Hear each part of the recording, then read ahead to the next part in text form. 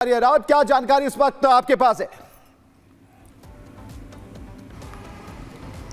जी हाँ, लगातार हम देख रहे हैं किस तरह से ऑपरेशन ऑल आउट जो है जम्मू कश्मीर के अलग अलग एरियाज में जो है लगातार जो ऑपरेशंस चल रहे हैं। हम देख सकते हैं किस तरह से लगातार ऑपरेशंस ऑल आउट जो कि कश्मीर घाटी के अलग अलग हिस्सों में चल रहे हैं। लगातार हम देख रहे हैं पिछले कई दिनों से हम देख रहे हैं किस तरह से सुरक्षा एजेंसीज को डिफरेंट तरह के इनपुट्स मिले हैं। उसके बाद टेक्निकल इनपुट्स के साथ साथ बाकी तरह के भी जो इनपुट्स है वो सुरक्षा एजेंसीज को मिले थे। और उसके साथ हम देख रहे हैं लगातार जम्मू कश्मीर पुलिस के साथ साथ बाकी जो सुरक्षा एजेंसीज हैं, वो चाहे बांडीपुरा ऑपरेशन की बात करें जहां पे हमने देखा कल रात किस तरह से फायरिंग हुई, उसके बाद जो है ऑपरेशन लगातार जारी है। दूसरा ऑपरेशन उसके ठीक तरीके के बाद हमने देखा श्रीनगर के खानियार के अंदर जो अभी भी चल रहा है, जिसमें बताया जा रहा है कि एक पाकिस्तानी जो आतंकी हैं उसको सुरक्षा एजेंसीज ने फिलहाल जो अभी तक कॉर्डन ऑफ किया हुआ है। और उसके साथ साथ सुरक्षा एजेंसीज के लिए बहुत बड़ी सफलता है साउथ कश्मीर अनंतनाग की अगर हम बात करें, जहां पे अभी तक जो है 2 आतंकियों को जो है सुरक्षा एजेंसीज ने अभी तक ढेर कर दिया गया है। और लगातार इसके साथ साथ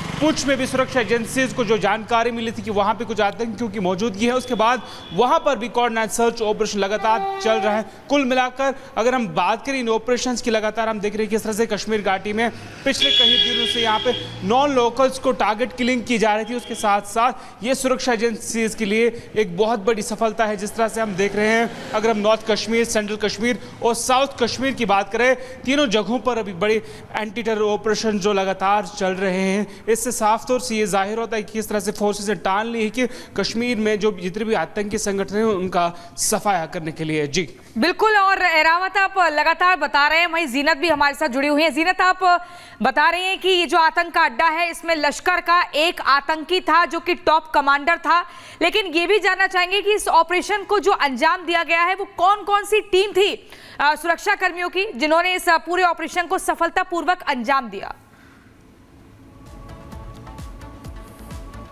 देखिए, जहाँ श्रीनगर की बात करेंगे तो श्रीनगर पुलिस और उसके साथ कार्गो एक स्पेशल यूनिट माना जाता है जे&के पुलिस, जो कि ऑपरेशंस में काफ़ी महारत रखता है। और साथ में जो बाहर एक्सटर्नल कॉर्डन सर्च ऑपरेशन रहता है, एक्सटर्नल कॉर्डन जो रहता है वो जम्मू कश्मीर पुलिस के साथ सीआरपीएफ भी करती है, क्योंकि ऑपरेशन जो मेन होता है श्रीनगर सिटी का वो कार्गो की यूनिट करती है, जो स्पेशलाइज्ड फोर्स है जम्मू कश्मीर पुलिस का। और अभी तक जो है एक ही आतंकी है जो इस घर में फंसा हुआ है, जिसको सुबह से कोशिश की जा रही है कि इसको न्यूट्रलाइज किया जाए। श्रीनगर सिटी में देखा जाए तो पिछले 2.5 साल से कोई ऑपरेशन नहीं हुआ। 2022 में करीब 3 ऑपरेशन देखने को मिले थे, जिसमें एक ऑपरेशन जो था वो शालीमार में हुआ था, जिसमें लश्कर तोयबा का एक लोकल कमांडर जो कि सलीम परे के नाम से जाना जाता था उसको न्यूट्रलाइज किया गया। उसके बाद बटपोरा गासू में एक इनकाउंटर हुआ, साथ ही साथ जो है रामबाग में भी इनकाउंटर हुआ। और उसके बाद जो है बिशंबर नगर में करीब अप्रैल 2022 में जब 2 लश्कर के फॉरेन टेररिस्ट थे जो पाकिस्तानी टेररिस्ट थे उनको न्यूट्रलाइज किया गया। और उसके बाद एक बेमना में ऑपरेशन हुआ था करीब जून 2022 में, और उसमें भी 2 आतंकियों, एक लोकल और एक फॉरेन टेररिस्ट को मार गिराया गया था। और उसके बाद जो है पिछले 2.5 साल से कोई भी ऑपरेशन श्रीनगर सिटी में नहीं हुआ। और 2.5 साल के बाद आज एक बार फिर गोलियों की आवाज़ जो है लोकल्स को सुनाई दी। और जब पता चला लोकल्स को क्या है, इन्वेस्टिगेट करने लगे, फोर्सेस की जो है टीमें यहाँ पहुँच गई थी। और उसके बाद जो है घर में जो सबसे पहले इवैक्यूएशन किया गया इस मोहल्ले जो कि खानियार का पूरा बिल्कुल आपका कहना सही है, यहाँ पर लोगों को निकाला गया। लेकिन एक सवाल यहाँ पर है कि जो आबादी है और जो इलाका है उन दोनों पर एक सवाल यहाँ पर फिट ये बैठता है कि आज से पहले जितने भी ऑपरेशंस हुए, क्या आतंकियों ने ऐसे इलाकों का चयन किया? क्या उन्होंने प्लान बी पर काम करना शुरू कर दिया? जैसा कि आप बता रही हैं कि जो रिहायशी इलाका है, मकान काफी सटे हुए हैं, तो ऐसी जगह पर जाके छुप जाओ जहां पर अटैक करने में सुरक्षा बलों को परेशानी हो। लेकिन इस बार भी सुरक्षा बलों ने यह दिखाया कि खास फोर्स का गठन किया गया जो ऐसे ऑपरेशंस को अंजाम तक पहुंचाने में काफी महारत है उन्हें। जीनत,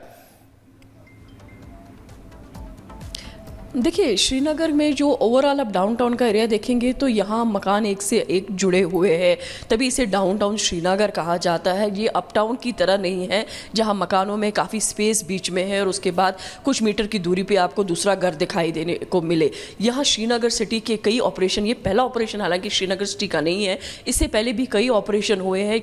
2022 से जून 2022 से पहले कई ऑपरेशन हुए जिसमें टेररिस्ट को न्यूट्रलाइज किया गया, चाहे वो लश्कर के, चाहे जैश के या श्रीनगर के जो लोकल टेररिस्ट है उनको भी मार गिराया गया है। लेकिन हाँ, श्रीनगर सिटी में जो टेररिस्ट को एक मूवमेंट मिलती है, एक छुपने की जगह मिलती है, और साथ साथ जो लेन्स और बाईलेन्स जो होते हैं बहुत नैरो होते हैं, जिसमें फोर्सेस की गाड़ियाँ या फोर्सेस का मूवमेंट थोड़ा मुश्किल हो जाता है, जिसकी वजह से टेरर ऑर्गेनाइजेशंस और टेरर सपोर्ट को थोड़ा सा सपोर्ट मिलता है ग्राउंड से, जाके अपटाउन का जो हिसाब, जो गलियों का हिसाब है, जो रोड्स का हिसाब है, इंफ्रास्ट्रक्चरल डेवलपमेंट है, वो डाउनटाउन में उतना नहीं है, जिसकी वजह से एक टेररिस्ट को एक एज मिल जाता है छुपने के लिए। और जो कनेक्टिविटी रहती है डाउनटाउन में एक मोहल्ले से दूसरे मोहल्ले तक, वो हेल्प कर जाती है टेररिस्ट को। लेकिन बार बार देखा गया है, चाहे कैसो के जरिए टेररिस्ट को फ्लश आउट करने की कोशिश की गई, या अगर आपको याद होगा 2021 में एक नवा कदल में ऑपरेशन हुआ था जिसमें अशरफ सहराई का बेटा मारा गया था, जो हुर्रियत के जो सईद अली गिलानी के राइट हैंड थे, उनके बेटे को मार गिराया था। उसमें एक और टेररिस्ट, उस दिन जब मकान में आग लगी तो करीब 7 मकान उसमें जल गए, जो कि एक बहुत सेंसिटिव ऑपरेशन था। और उसके बाद बहुत ज़्यादा प्रिकॉशंस लिए गए सिक्योरिटी फोर्सेस की तरफ से, ताकि लोकल्स को, ऑपरेशन आपको करना है लेकिन साथ साथ लोकल्स को डैमेज ना हो या कोई इंफ्रास्ट्रक्चर डैमेज ना हो। तो कई ऑपरेशंस उसके बाद भी हुए जिसमें कोई भारी नुकसान देखने को नहीं मिला। इसीलिए आज भी जो ये ऑपरेशन शुरू हुआ है, इसमें हर एक तरह का प्रिकॉशन लिया जा रहा है, ताकि टेररिस्ट को मार तो ले लेकिन उसके साथ कोई कोलेटरल डैमेज या इंफ्रास्ट्रक्चर डैमेज। बिल्कुल, बहुत ही महत्वपूर्ण बातों का ज़ीनत आप जिक्र कर रहे हैं। लेकिन एरावत, आपके पास आते हैं। ये जम्मू कश्मीर श्रीनगर का खानियार इलाका है। अगर इसके हम ज्योग्राफिकल रूट की बात करें तो क्या पिक्चर है, कितनी आबादी वाला ये इलाका है, कौन कौन से लोग यहाँ पर रहते हैं? दूसरा ये कि लगातार बीते कई दिनों से हम देख रहे हैं श्रीनगर में, जम्मू कश्मीर में जो आतंकी हैं वो टारगेट किलिंग कर रहे हैं, चुन चुन कर हमला कर रहे हैं, गैर कश्मीरियों को टारगेट बना रहे हैं और उनका ऐसे ही खात्मा होना था। जी हाँ, बिल्कुल, जिस तरह से आप बता रहे हैं। पहले अगर खानियार की बात करें, जहाँ पे ऑपरेशन चल रहा है, ये रेजिडेंशियल एरिया है, मुस्लिम पॉपुलेशन ज़्यादा है वहाँ पे, जहाँ पर अभी ये मुठभेड़ जो है चल रही है। ओवरऑल अगर हम बात करें, इस तरह से पहले हमने देखा है इनकी स्ट्रैटेजी जो है विंटर्स के आने के साथ ही बिल्कुल चेंज होती है टेररिस्ट ऑर्गेनाइजेशन की। इससे पहले भी हमने देखा कि इस तरह से टेररिस्ट ऑर्गेनाइजेशन जितने भी इनके हैं, चाहे लश्कर तोयबा की बात करें या जैश की बात करें, इससे पहले हमने देखा है कश्मीर घाटी में ये अलग अलग फॉरेस्ट एरियाज़ में रुकते हैं। लेकिन जैसे ही विंटर सेशन आता है तो उसके बाद ये नीचे सिटीज़ और टाउन्स में आना शुरू कर देते हैं। जिस तरह से हमने देखा सुरक्षा एजेंसीज को इनपुट मिला था और उसके बाद यहाँ पे कॉर्डन ऑफ किया गया।